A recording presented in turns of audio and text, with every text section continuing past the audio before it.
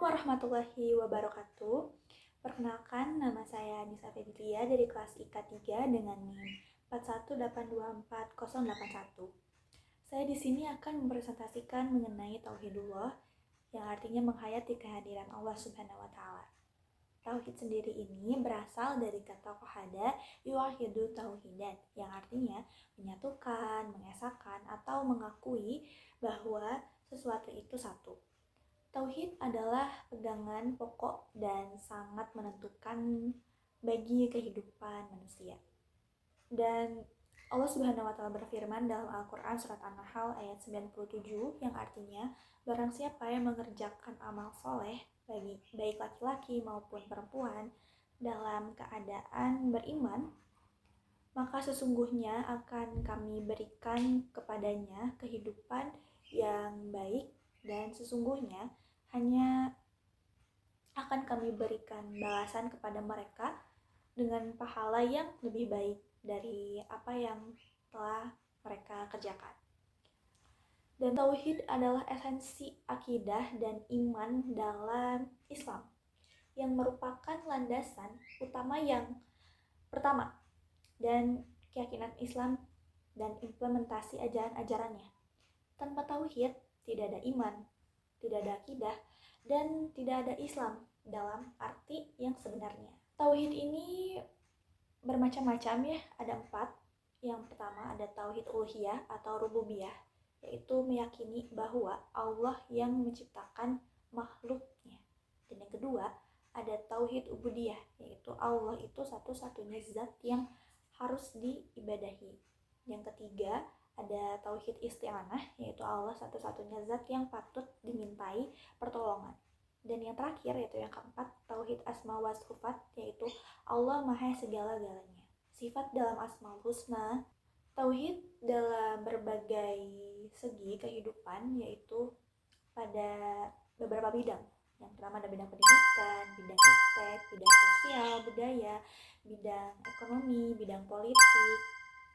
3 macam tauhidullah menurut ulama.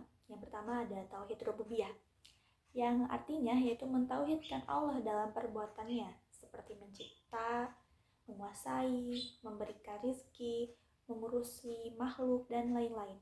Yang semuanya hanya Allah semata yang mampu, dan semua orang meyakini adanya Ya Robbi yang menciptakan dan menguasainya. Ada yang kedua, tauhid uluhiyah, Allah dalam perbuatan-perbuatan yang dilakukan hamba, yang mengikhlaskan ibadah kepada Allah yang mencakup berbagai macam ibadah seperti tawakal, nazar, takut, khasyah, dan pengharapannya.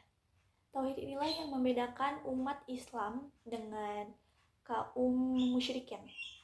Mentauhidkan Allah dalam perbuatannya atau disebut sebagai tauhid rububiyah tanpa menyertai dengan mengikhlaskan semua ibadah hanya kepadanya, yaitu tauhid uluhiyah. Ada tauhid asma wa sifat, yaitu mengimani dan menetapkan apa yang sudah ditetapkan Allah di dalam Al-Quran dan oleh nabinya di dalam hadis mengenai nama dan sifat Allah tanpa merubah makna, mengingkari, mendeskripsikan bentuk atau cara, dan memisahkan. Ada pula hakikat dan inti tauhid adalah agar manusia memandang bahwa semua perkara berasal dari Allah Subhanahu wa taala, dan pandangan ini membuatnya tidak menoleh kepada selainnya, yaitu Allah Subhanahu wa taala tanpa sebab atau perantara. Agungan kalimat tauhid dari Abdullah bin Amr bin Al-As, sesungguhnya Rasulullah Shallallahu Alaihi Wasallam bersabda, sesungguhnya Nabi Nuh Alaihi Salam tatkala menjelang kematiannya, beliau berkata kepada anaknya, sesungguhnya aku menyampaikan wasiat kepadamu, aku perintahkan kepadamu 2 perkara dan melarangmu dari 2 perkara.